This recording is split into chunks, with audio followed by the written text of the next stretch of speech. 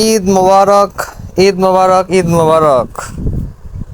Hello viewers, আসসালামু আলাইকুম। আপনাদের সবাইকে জানাই ঈদ মোবারক, ঈদের অনেক অনেক ভালোবাসা। তো আসলে এই কুরবানি ঈদে আমার গরুগুলো আর কি এবার এই যাত্রায় বেঁচে গেল, কারণ আমি এই গরুগুলোকে এইবারে আমি কোরবানি ঈদে বিক্রি করবো না, কারণ আমার গরুগুলো ছোট, এই জন্য আদর করতেছি। মায়াবী গরু তো মায়া দেব, মনে করেন যে একটা ভালোবাসা আছে এদের প্রতি, অন্য রকমের ভালোবাসা। তো ভিউয়ার, আজকে কিছু গুরুত্বপূর্ণ কথা বলবো গরু বিষয়ে, যে আসলে এই গরুগুলোকে কোন সময় বিক্রি করলে ঠিক ভালো টাকা আর্ন করা যায় বা লাভবান হওয়া যায়, এই বিষয়ে আজকে আমি অনেক কিছু কথা বলবো। তো ভিডিওটি দেখতে চাইলে পুরো ভিডিওটা সাথে থাকুন, এবং ভিডিওটা টেনে টেনে টেনে দেখার চেষ্টা করবেন না, তাহলে আপনারা কিছুই বুঝতে পারবেন না। তো এখন আসি, আজকে আজকে যে ঈদের একটা দিন, তো কি হয়েছে, ঈদের দিনেও আসলে আমাদের মতন যারা গরু পালক তাদের কাজ করতে হয়, এটা স্বাভাবিক একটা বিষয়, অস্বাভাবিক কিচ্ছু না। তো আজকে একটা ঈদের দিন, আজকেও মনে করেন আমি বসে নাই, কাজ করতে হবে। তো দেখেন গরুর গা কি সুন্দর পরিষ্কার হয়ে আছে, আসলে এটা সকালের একটা ভিউ। সকালে ঘুম থেকে উঠে নামাজ পড়ে মনে করেন যে এসে আবার এদের পিছনে সময় দেয়া, মানে আমার আজকে দুইবার গোসল করতে হয়েছে, কিছু করার নাই আসলে, এটাই নিয়েও। তো আমার বাছুরটা কিন্তু আগের তুলনায় অনেক লম্বা হয়েছে, অনেক সুন্দর হয়েছে। আর লাল বাছুরটাও মোটামুটি সুন্দর হয়েছে। তো যারা বগুড়া থেকে দেখতেছেন, যারা বগুড়া থেকে আমার ভিডিও দেখতেছেন, তারা আমার পোস্টে কমেন্ট করবেন এবং লাইক দিবেন এবং শেয়ার করে আরও কিছু বগুড়া ভাই বাজাতে দেখার সুযোগ করে দিবেন। আমার ইউটিউব চ্যানেলের বয়স আর আমার এই গরু, কালো গরু কেনার বয়স একদম মোটামুটি কাছাকাছি, হয়তো বা গরু কেনার 1 মাস পরে আমি ইউটিউব চ্যানেলটা খুলছি। আমি গরু কিনছিলাম রমজান মাসের 1 মাস আগে।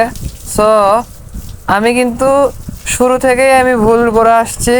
দেখেন, রমজান মাসের রোজার আগে কি গরু চলে, আমি যদি একটু হাড় হাড্ডি আলা যদি গরু কিনতাম, আমি কিন্তু রোজার মাসে রোজা ঈদের আগে বিক্রি করতে পারতাম ভালো একটা দামে।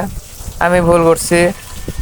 আবার দ্বিতীয়ত, কুরবানি ঈদের আগে কুরবানির ষাঁড় কেনা লাগে বিক্রি করার উদ্দেশ্য, তো আমি সেখানেও ভুল করছি করে আমি তো এগুলো গরু কিনছি। তো আসলে আমি ঈদের একটা দিন, আমি মিথ্যা বলতেছি না, আমি শুরু থেকেই অনেক ভুল করছি, যে কারণে আমার এই সেক্টরে একটু কষ্টদায়ক অবস্থা, মানে কষ্ট হওয়ার কথা। তবে বিষয় সেরকম কিছু না, যেহেতু কিনে ফেলছি। আর কথা হচ্ছে, গরু তো যেহেতু আছে খামারে, সেহেতু এখান থেকে অবশ্যই আমি মূলধন যেহেতু মানে ব্যয় করছি এই পিছনে, তো আমি এখান থেকে মূলধন পাবো আশা করা যায়। আর আমি মুদির দোকানটা চালু করছি, কিন্তু আমার আফসোস, আমি 2 লিটারের ঠান্ডাগুলো তুলে নিয়ে যাওয়ার কারণে আমার 2টা কাস্টমার ঘরত গেল, অর্থাৎ 2 লিটারের যদি ঠান্ডা থাকতো আমার দোকানে, তার 2টা ঠান্ডা ছিল। যাই হোক, কপালে ছিল না। আজকে তো ঈদের দিন, আজকে বড় বড় ঠান্ডাটাই বেশি যাবে, এটা আমার বোঝা হয়ে গেছে। কিন্তু আফসোসের বিষয়, আজকে আসলে আমার আসলে এবার ঈদের আগে প্রিপারেশন ছিল না, কারণ টাকা পয়সার বড্ড অভাব ছিল। টাকা থাকলে আমি কালকে, তবে ইনশাল্লাহ যা হয়েছে হয়েছে, সামনে রোজার ঈদ, তারপরে কোরবানি যেগুলো আছে, আমি এই ঈদের আগ মুহূর্তে আমি কিছু ক্যাশ তৈরি করে নিয়ে আমি ঠান্ডা দোকানের হাবিজাবি যেসব মাল যেগুলো চলে, সেই মালগুলো আমি ক্রয় করে একটা ব্যবসা করব। এটা আমার মেইন টার্গেট। আল্লাহর কাছে আপনারা দোয়া রাখবেন যেন সফলতা অর্জন করতে পারি। তো আসলে আমি মোটা হতে পারলাম না, কিন্তু আমার কালো গরুটা কিন্তু আল্লাহর রহমতে কিন্তু অনেক পরিবর্তন হয়ে গেছে। এই গরুকে যদি আমি বিক্রি করি, মোটামুটি সামনে কিছুদিন পর আমি আশা করা যায় যে এখান থেকে প্রায় 65-70 হাজার টাকা আমি পাবো সর্বনিম্ন, এটা আমার আশা করা যায়। যাই হোক, এখন বিক্রি করার পরে বুঝতে পারবো আসলে পাবো কি পাবো না, অহেতুক তো একটা কল্পনা করা লাভ নেই আসলে। আর কালো গরুটার দাম তো 45-46 হাজার টাকা পাওয়ার কথা। এখন আল্লাহ ভালো জানে ঠিক কত পাইতে পারি। এখন যা পাবো সেটাই নসিবে, যে কি আছে এটা আমার জানা নাই। তো এখন গরুর দেখতেছেন, আমি গরুর পা ডালা সবকিছু ঘষে ঘষে কিন্তু ময়লা তুলতেছি। আসলে গরুদের শরীরে পর্যাপ্ত পরিমাণের ময়লা থাকে, এই ময়লাগুলোকে তুলতে হবে, না তুললে এটা থেকে ইনফেকশন হয় এবং চামড়া নষ্ট হওয়ার একটা ঝুঁকি থাকে। তাই গরুকে প্রত্যেকটা দিন একদম আদরের সাথে যত্নের সাথে পরিষ্কার করে দিবেন এবং পানি দিয়ে গোসল করা দিবেন, তাহলে গরু চিকচিক করবে। যেমন এখন দেখতে পাচ্ছেন গরু কিন্তু চিকচিক করতেছে, গরুর গায়ের ময়লাগুলো ধুয়ে ধুয়ে সব মাটিতে পড়ে যাচ্ছে। গরুর একদম মনে করেন যে পায়ের খোড়া থেকে গরুর মাথা পর্যন্ত পেতল পেয়ার সব কিছু ঘষে ঘষে একদম পরিষ্কার করে ধুয়ে দিবেন, যেন গরুর গায়ে কোনো প্রকারের ময়লা না থাকে। ময়লা না থাকলে গরুর গা থেকে পচা গন্ধ আসবে না। গরুকে আপনি পরিষ্কার পরিচ্ছন্ন রাখলে গরুর শরীর থেকে গরুর একটা সুন্দর একটা ঘ্রাণ আসে, যেটা আসলে অনেক ভালো লাগার কথা। আমার তো অনেক ভালো লাগে, আপনাদের কেমন লাগে আপনারাই ভালো জানেন। তবে আমার গরুর গায়ে থেকে একটা সুন্দর একটা ঘ্রাণ আসে, ঘ্রাণটা আমার খুব পছন্দের। মানে এক কথায় আমি যে গরুর প্রতি আস্তে আস্তে অ্যাডিক্টেড হয়ে গেছি, এটা আমি আলহামদুলিল্লাহ যে আমি গরুর প্রতি অ্যাডিক্টেড হয়ে গেছি। আল্লাহ আল্লাহ করে আমার গরুগুলো আর কিছুদিন, তারপরে আমি ইনশাল্লাহ এর একটা সুন্দর ব্যবস্থা নিব। আর আমার এখান থেকে কী রকম লাভ করতে পারি এটা আমার দেখতে হবে। আসলে স্বপ্ন দেখা খারাপ না, স্বপ্ন দেখা অনেক ভালো, যদিও স্বপ্ন পূরণ করাটা অনেক কঠিন। তো আসলে আমি অনেকটা স্বপ্ন নিয়ে আমি এই সেক্টরে আসছি। ঈদের একটা দিন আমি আপনাদের মাঝে একটাই দোয়া চাই, আপনারা সবাই আমার জন্য দোয়া রাখবেন যেন আমি জীবনে একজন সফল উদ্যোক্তা হইতে পারি এবং আপনাদের মাঝে অনেক সুন্দর সুন্দর গরুর ভিডিও উপস্থাপন করতে পারি, আর সেই গরুগুলো যেন আমার নিজস্ব হয়ে থাকে। এবং আমার শখ আছে ফিউচারে যদি একটু জায়গা জমি হয়, আমি সেখানে বড় আকারে গরুর খামার বানাবো এবং সেখানে হয়তোবা আমার সাথে আমার দু একটা প্রিয় ভাই থাকবে, বন্ধু কিংবা ভাই, যাদের সাথে আমি শেয়ারে দুই চারটা গরু পালন করব। কারণ এই ব্যবসা বাণিজ্য কখনো একা সম্ভব না। ব্যবসা বাণিজ্য করতে গেলে দুই একটা ভাই ব্রাদার লাগে। মনে করেন একসঙ্গে মিলে ঝিলে ব্যবসা করলে এখান থেকে আল্লাহর রহমতে একটা ভালো প্রফিট পাওয়ার সম্ভাবনা থাকে। আর পরিশ্রমটা আমি করব, তাদের কাজটা হবে শুধু প্রতি মাসের গরুর খাবারের খরচটা দিতে হবে, আর কিচ্ছু না, এতটুকু দিলেই হবে। তবে এখন না, এটা হলো 2-3 বছর পরের কথা। এটা তো 2024 সাল, 2024 সাল। আর আমি এই প্ল্যানিংটা করছি হলো 26-27 সালের দিকে। সো এখন আমি এসব নিয়ে তো ভাবতেছি না, কারণ সময় থাকতে যদি কিছু না করতে পারি জীবনে কোনো কিছু করতে পারবো না। তো সময় যেহেতু আসে গেছে, এখন থেকে যদি পরিশ্রম না করা হয় তাহলে হয়তো বা ভবিষ্যতে কোনো কিছু করার মতন থাকবে না। তো আসলে এই যে দেখতে পাচ্ছেন গরুকে যে ছোটো গরুটা গোসল করে দিচ্ছে, ছোটো গরুটা কিন্তু অনেকটা পানি চোট্টা টাইপের গরু, মানে পানি দেখে ভয় পায়। তারপরেও আমি গোসল করে দেওয়ার চেষ্টা করি, কারণ ছোট হোক আর বড় হোক এই গরমের দিনে প্রত্যেকটা দিন যদি গোসল না করে দেওয়া হয় তো গরুরা হিট স্ট্রোক বা হার্ট অ্যাটাক করতে পারে। আর যেটা করলে আসলে গরুকে ফেরানোটা অসম্ভব হয়ে যায়, কারণ নিঃশ্বাসই যদি আটকে যায় তাহলে গরুটা বাঁচবে কেমন, অপশন নাই। আর আমি দুই গরুরই খাবারের পরিমাণটা একদম বাড়াই দিছি।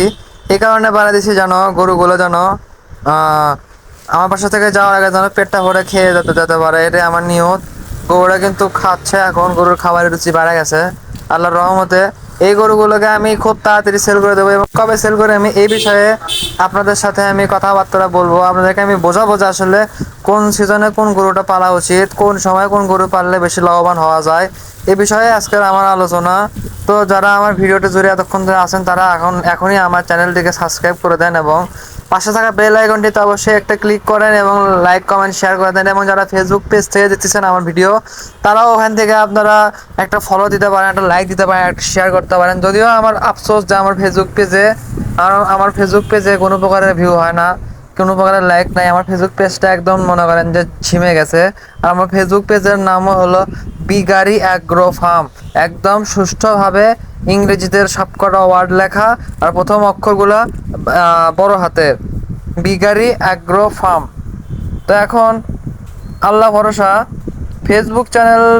ফেসবুকও একদিন উঠবে এবং আমার ইউটিউব চ্যানেল মাশাল্লাহ আগের তুলনায় অনেকটা উন্নতি হয়েছে। আমি আশা করিনি যে আমার ইউটিউবে 1000 সাবস্ক্রাইব হয়ে যাবে, আমি কখনই এটা আশা করি নাই। ভাবছিলাম যে সর্বোচ্চ ওই 500 হয়ে আটকে যাবে, কিন্তু আল্লাহ তাআলার ভালোবাসা এবং আপনাদের সাহায্যের কারণে আমি আমার চ্যানেলটিকে আপনাদের মাঝে দাঁড় করাইতে পারছি।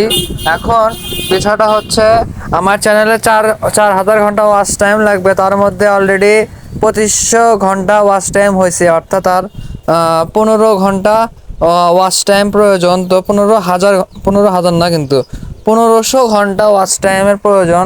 তো এটা আসলে আমি আপনাদের আপনাদের ভালোবাসার উপরে আমি পাবো। আপনারা আমার ভিডিও মনোযোগ দিয়ে দেখবেন, হয়তো বা কিছু শিখতে পারবেন। আমার এই জন্যই বলা যায় আপনারা দেখবেন আমার ভিডিও, কেটে কেটে দেখলে কোনো কিছু শিখতে পারবেন না, এবং শুরুতে দেখলে অবশ্যই অনেক কিছু শিখতে পারবেন। এই যেমন দেখতেই পাচ্ছেন আমার কালো গরুটা আগে কি রকম ছিল আর এখন কি রকম হয়েছে। আসলে মানুষেরা মনে করে যে শুধু দাঁতের দাঁতালা হাড্ডি গরু কিনে নিয়ে আসলে সেটাকে মোটা বানানো সম্ভব, এছাড়া অন্য কোনো গরুকে মোটা করা সম্ভব না। আসলে এটা পুরোপুরি একটা সম্পূর্ণ ভুল ধারণা। আপনারা দেখেন আমার এই কালো গরুটা কিন্তু বয়স মাত্র 8 মাস। 8 মাসের একটা বাছুর, 8 মাসের একটা বাছুর, মনে করেন যে একে যখন আমি কিনে নিয়ে আসি তখন এর বয়স ছিল 4 মাস। তো 4 মাসের এই বাচ্চাটা এরকম অবস্থা ছিল, এর শরীরের মায়ের যে দুধের লোমগুলো, বড় বড় লোম, এই লোমগুলো পড়ছিল না। তারপরে আরো অনেক ধরনের সমস্যা। যাই হোক, তারপরেও কিন্তু আল্লাহর রহমতে কিন্তু এখন অনেকটা সুন্দর হয়ে গেছে। তো তো ভিউয়ার্স, সবাই তো মনে করেন অনেকে কাজ শেষ করলেন হয়তো বা আজকের এই দিনটা কিন্তু অনেক পরিশ্রমের একটা দিন। এই দিনে মনে করেন সকালে উঠে ফ্রেশ হয়ে গোসল করায়, মানে বানাতে নিজে গোসল দিয়ে উজু করে সকালে ঈদের নামাজ পড়তে হয়। তারপরে কোরবানি যে নিয়ম, আইসা পড়া করে পশুকে কোরবানি দিতে হয়। কোরবানি দেওয়ার পরে মাংসকে 3 ভাগে ভাগ করা হয়। 1 ভাগ আত্মীয় স্বজন, 1 ভাগ গরিব দুঃখীদের মাঝে, ফকির মিসকিনদের মাঝে, এবং আর 1 ভাগ হলো নিজেদের জন্য রাখতে হয়। তো এই 3 ভাগ করার পরে আবার আত্মীয় স্বজনদের 1 ভাগ দিয়ে আসতে হয়, ফকির মিসকিনদেরকে দিতে হয়, নিজেরটা রাখতে হয়। এই সব কাজ করতে করতে বিকাল হয়ে যায়। তো আজকের দিনটা অনেক বেশি পরিশ্রমের একটা দিন। আজকের দিনটা অনেক ভালো একটা দিন। আজকের এই দিনে অনেক অনেক গরিব মানুষ আছে যারা আসলে আহ এক টুকরো মাংস খাইতে পারবে, যারা আসলে মুখ দিয়ে বলতে পারে না যে আমারও খাইতে মন চায়, আমার টাকা নেই, আমার দাও, বা আমারও খাইতে মন চায়, আমার যদি টাকা হতো তাহলে আমি আজকে মাংস কিনে খাইতাম। এরকম অনেক ধরনের মানুষ আছে আমাদের এই জগতে। তো আল্লাহ তাআলা সমস্ত মানুষকে এই দিনটার জন্য, তো এক কথায় আজকে পরিশ্রমের দিন, সওয়াবের দিন, আনন্দের দিন, ভালো ভালো কোনো কিছু খাবারের দিন। অভুক্তরা আজকে ভুক্ত হয়ে যাবে, আজকে সেই একটা দিন। আর আমার দোকানে বেচা কেনা আলহামদুলিল্লাহ সকাল থেকে দোকানটা খুলছি, যাই হোক টুকটাক বেচা কেনা হচ্ছে। আজকে একটা ঈদের দিন, আমি তারপরেও কিন্তু আমি বাইরে ঘোরাঘুরি না করে আমি আমার 4 দেওয়ালের মাঝে আমি দোকানদারি করতেছি। আসলে অনেক পরিবর্তন হয়ে গেছি। অনেকে এটা আশা করেনি যে আমি এইরকম একটা দিনে দোকানদারি করব। আসলে পরিশ্রম করতে হবে, ওই সব আড্ডাবাজি, ঘোরাঘুরি, এই সব কিছু করে কোনো রকমের লাভ নাই। দিন শেষে ওই সব কিছু করলে বাঁশ খাইতে হবে। তো বাঁশ খাওয়ার থেকে পরিশ্রম করা অনেক ভালো, বাঁশ খাওয়ার থেকে পরিশ্রম করা অনেক ভালো। অহেতুক আমি কেন অজায়গায় অসময়ে ঘুরে বেড়াবো, কোনো দরকার আছে? কোনো দরকার নাই। অর্থাৎ বাসায় থাকবো, ঘুম পারবো, কাজ করব, আলহামদুলিল্লাহ, এটাই বেটার। আর আপনাদের মাঝে ইউটিউবে ভিডিও দিব, আপনারা দেখবেন, সময় কাটলো আপনাদেরও। প্রবাসী ভাইদের উদ্দেশ্যে একটা কথা বলা, আপনারা যারা প্রবাসে থাকেন তারা গরু পালেন, প্রবাস প্রবাস জীবনের পাশাপাশি গরু পালেন, আপনি একজন সফল উদ্যোক্তা হয়ে যাবেন। আপনার ইনকাম সোর্স হবে 2টা, এবং একটা সোর্স হলো বিদেশ থেকে করতেছেন, আর একটা হলো বাংলাদেশে হচ্ছে। তাহলে কি হলো, বিদেশ থেকে ফিউচারে এসে ডাইরেক্ট আপনি একজন খামারের উদ্যোক্তা, এক কথায় অনেক ভালো থাকবেন। তো এখন ভাবেন, চিন্তা করেন কি করবেন, আপনাদের ইচ্ছা। তো গরুর কিন্তু গোসল করানো কমপ্লিট হয়ে গেল। আর আমার লাল বাচ্চাদের একটু খাবারের রুচি কমে গেছে, কেন কমছে আমি বুঝতে পারতেছি না। তো এখন আমার টার্গেট হচ্ছে হয়তো বা ঠিক মতো খাবে 2 এর মধ্যে, সমস্যা নাই। মাঝে মাঝে একটু মানে এরকম হয় আর কি, মানে খাবারের মধ্যে একটু অরুচি চলে আসে, এটা বিষয় না। আসলে ভাই, মানুষেরও তো মাঝে মাঝে খাবার নষ্ট করে, তো স্বাভাবিক একটা জিনিস। তো চাপ নাই, সময় মতো অনেক কিছু হবে। কেবল তো পথ চলা শুরু, সামনে আরো সুন্দর সুন্দর দিন পড়ে আছে। এখন টাকা পয়সা আর্ন করার বয়স। এই বয়সে যদি পরিশ্রম না করি তাহলে ভবিষ্যতে ভিক্ষা করে খাওয়া লাগবে। তাই মজা না, ইয়ার্কি না, ফাজলামি না, নিজের সর্বস্ব দিয়ে হলেও পরিশ্রম করতে হবে। কারণ কারণ একটাই, আমি একজন শিক্ষিত বেকার যুবক, শিক্ষিত গাধা, শিক্ষিত ছাগল, আমি একজন শিক্ষিত গবেট, গান্ডু, আলালা। তো এই কারণে আমি আমি নিজেকে পচাতে খুব ভালোবাসি, বুঝছেন? আমি নিজেই নিজেকে রোস্ট করতে খুব ভালোবাসি। আমার মস্তিষ্কের মধ্যে আসলে এই সব কিছুই ঘোরে। আমি কেন এমন, আমি কেন দুর্ভাগ্যবান, আমি কেন অসহায়, আমি কেন কোনো কিছু থেকে কোনো কিছু পাই না, আমি কেন সব কিছু থেকে বঞ্চিত, আমরা কেউ কেন সহ্য করতে পারে না, আমার ব্যবহার কেন এত খারাপ, আমি কারোর সাথে বেশি দিন সম্পর্ক রাখতে পারি না কেন। এগুলো ভাবলে আমার খুবই বেশি মানে মনের মধ্যে একটু খোঁজখোঁচানি ওঠে। আসলে কেন কেন কেন, এই কেনের উত্তরটা নাই ভাই, এই উত্তরটা খুঁজেই পেলাম না। আর একটা চানাচুর পাওয়া যায়, বলছেন বিডি চানাচুর, বিডি কোম্পানির হলো চানাচুর। তো এই বিডি কোম্পানির চানাচুর গুলো আসলে অনেক ভালো, আপনারা খাওয়া ট্রাই করবেন। আর বড় কথা হচ্ছে, আমার না ভালো লাগতেছে না, আমার কেমন জানি অসহায় অসহায় লাগতেছে, নিজে ফাঁপড় ধরে গেছে। মানে মনে হচ্ছে যে আমার জীবনে কোনো কিছু নাই, এমন একটা জিনিসের আমি অপেক্ষায় আছি যেটা আমার লাইফে এখনো আসেনি। তা আসলে একজনকে অনেক বেশি মিস করতেছি এই একটা দিনে। আসলে কিছু কিছু জিনিস পাইতে হলে যোগ্যতা লাগে, ভাগ্য লাগে। এমনটা না যে গরিব হয়ে ধনীকে ভালোবাসা যায় না, আবার ধনী হয়ে গরিবকে ভালোবাসা যায় না। ভালোবাসা আসলে ধনী গরিব সুন্দর অসুন্দর দেখে হয় না, এটা একটা এমন একটা জিনিস যেটা হঠাৎ করেই মানুষের প্রতি মানুষের ভালোবাসা তৈরি হয়। তো এখান থেকে আর কি ভালোবাসা তৈরি হওয়া। তো যাই হোক, সে ভালো থাকুক অন্য কারো ভালোবাসায়, আমার কপালে না হয় নাই থাকুক, যার সাথে থাকুক ভালো থাকুক, এটাই তার জন্য ঈদের একটা দিনের দোয়া। আমি চাই না যে কারো কোনো ক্ষতি হোক, সবাই ভালো থাকুক। আমার আফসোস, তার সাথে আমার দেখা নাই, কথা হয় না, বার্তা হয় না, চলাফেরা নাই। সে আমার ঘৃণা করে শত্রু ভাবে। সে জানেও না যে আমি তারে পছন্দ করি বা ভালোবাসি, এটা আসলে তার জন্য অজানা। এবং যদি আমার ভালোবাসা সত্যি হয়ে থাকে তাহলে সে একদিন আমার লাইফে আসবে, ইনশাআল্লাহ সে একদিন আমার লাইফে আসবে। এটা হলো আমার সব থেকে বড় একটা ইচ্ছা শক্তি। এখন আল্লাহ তাআলা কি কপালে রাখছে না রাখছে এটা সময় বলবে। সময় যদি ভালো হয়, সময় যদি সাথ দেয়, তাহলে আমি হয়তো তার দেখা পাইতেও পারি, এবং আমি নয় সে আমার কাছে আসবে ছুটে। এরকম একটা দিনের অপেক্ষায় আছি, এবং আমি চাই সেই নিষ্পাপ ভালোবাসা নিয়ে আমার কাছে আসুক। আমি চাই না যে তার মনের মধ্যে কোনো রকমের বিষ থাকুক, ক্ষতি করার ধাঁধা থাকুক, এরকম কোনো কিছু চাওয়া নেই। আসলে খারাপ লাগে। তো ভিউয়ার্স, আমি যেটা আসলে বলতে চাচ্ছি যে আসলে কোন সময় কোন গরু বিক্রি করলে কীরকম লাভবান হওয়া যায়, এবং কুরবানির পরে আসলে কোন ধরনের গরুগুলোকে সেল করলে বেশি টাকা ইনকাম করা যায়, এটা আমি আপনাদেরকে আজকে জানাবো। আসলে কুরবানি ঈদের পরে যে গরুগুলোকে বিক্রি করলে দ্বিগুণ লাভ পাওয়া যায়, এই গরুগুলো নিয়েই আজকের আয়োজন। আমি তার আগে বলে রেখে, আমার যে ছোট বাছুরটা দেখতে পাচ্ছেন, গলার ঝোলটা দেখেন কত সুন্দর।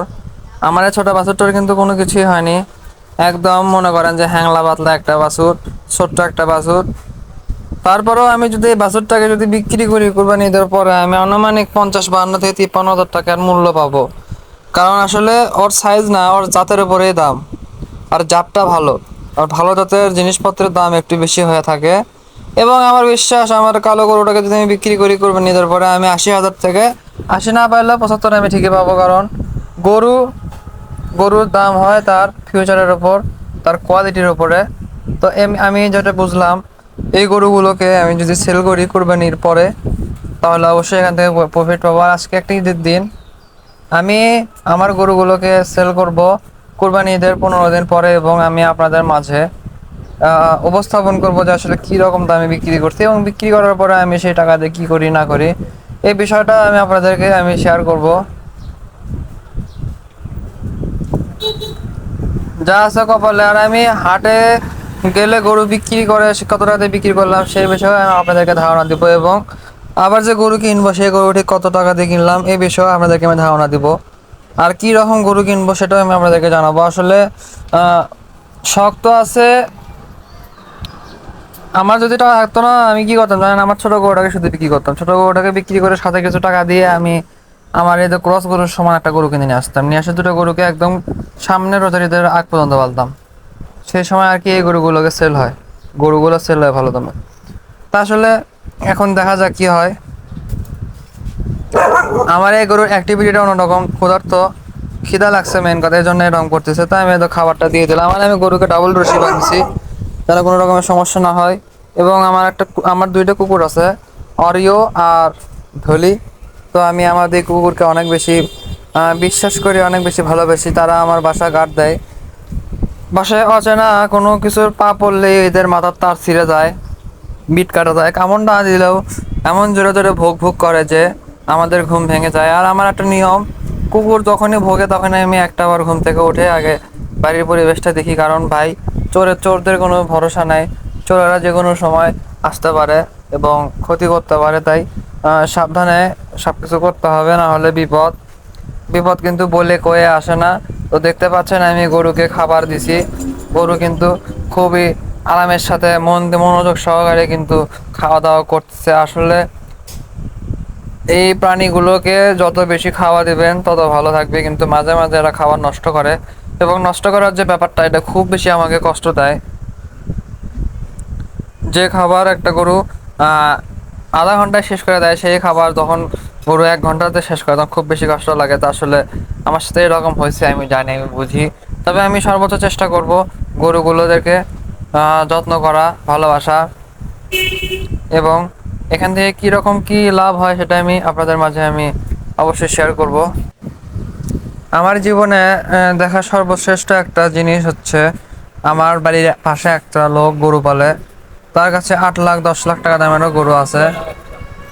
তা আসলে সেটা অনেক ভালো একটা ব্যাপার। এটা জানার মতন একটা বিষয় যে আসলে এত দামের গরুও থাকতে পারে। আসলে গরু পালা অনেক ভালো একটা কাজ। যারা যারা আসলে গরু পালে তারা জানে যে গরুর প্রতি মানুষের কীরকম একটা ভালোবাসা। তো আসলে আমি এখন কিছু কথা বলবো যেটা আমি শুরু থেকে বলতে চাচ্ছি, যে আসলে কোরবানি ঈদের পরে দাঁত ছাড়া কম বয়স্ক গরুগুলোর চাহিদা একটু বেশি হয়। অর্থাৎ আমার খামারে যে গরুটাকে দেখতে পাচ্ছেন, আমার তো খামার না, আমার এই বাসায় যে দুইটা গরু দেখতে পাচ্ছেন, এই সাইজের গরুগুলো বা এর থেকে বড় কিন্তু দাঁতে আসেনি, এইরকম গরুগুলো কুরবানির পরে খুব বেশি চাহিদা সম্পূর্ণ একটা গরু হয়ে থাকে। তো এই গরুগুলোকে কুরবানিদের পরে বিক্রি করে দেওয়া অনেক ভালো একটা বুদ্ধিমানের কাজ। এবং ভিউয়ার্স যারা বগুড়া শহর থেকে দেখতেছেন আমার ভিডিও, তারা আমার সাথে যোগাযোগ করার চেষ্টা করবেন। আমি আপনাদের মাঝে কাউকে গরুগুলো দিয়ে দিব, বিক্রি করব। তো আপনারা দেখেন আসলে কি করবেন। আমার গরু দুইটা কিন্তু সম্পূর্ণ সুস্থ সবল এবং ভালো গরু, আর উন্নত মানের ভালো জাতের গরু। আমি বলতেছি এটা হলো ফ্রিজিয়ানের ক্রস, আর একটা হলো সাহিওয়ালের ক্রস। তো যদি কারো ভালো লাগে নিতে পারেন। সো ভিউয়ার্স, যদি আপনারা চান প্রাণী পশু পাখি পালন করেও লাভবান হতে পারবেন, বাংলা কথায় কোরবানি ঈদের পরে যে সময়টা থাকে এই সময়ে ছোট ছোট গরুদের খুব চাহিদা হয়। তো আপনারা যদি চান এই গরুগুলোকে সেল করে লাভবান হতে পারবেন, এবং সেল করার পরে আপনারা আবারও এই ধরনের গরু কিনবেন। অবশ্যই একটু ভালো জাতের গরু কেনার চেষ্টা করবেন, কিনে সেই গরুগুলোকে একদম রোজার ঈদের আগ পর্যন্ত পালন করবেন, করে সেই সময় সেল করে দেবেন, তাহলে আবারও লাভ করতে পারবেন। এবং রোজার ঈদের পরে তো বুঝতেছেন একটাই বুদ্ধি, সেটা হচ্ছে এক ভাগ গরু কিনবেন হলো কোরবানির, আর 1 ভাগ গরু কিনবেন হলো কোরবানি ঈদের পরে বেচা। আর এইভাবে যদি আপনারা জিগজ্যাগ করে যদি একটা যদি ম্যাপ তৈরি করতে পারেন তাহলে আপনারা এখান থেকে লাভ করতে পারবেন। আর ভিউয়ার্স যারা এখন আমার চ্যানেলটিকে সাবস্ক্রাইব করেনি তারা সাবস্ক্রাইব করে দেন। তো আমি আপনাদের মাঝে আবারও নতুন কোনো ভিডিও নিয়ে আসবো, ততক্ষণ আপনারা ভালো থাকুন।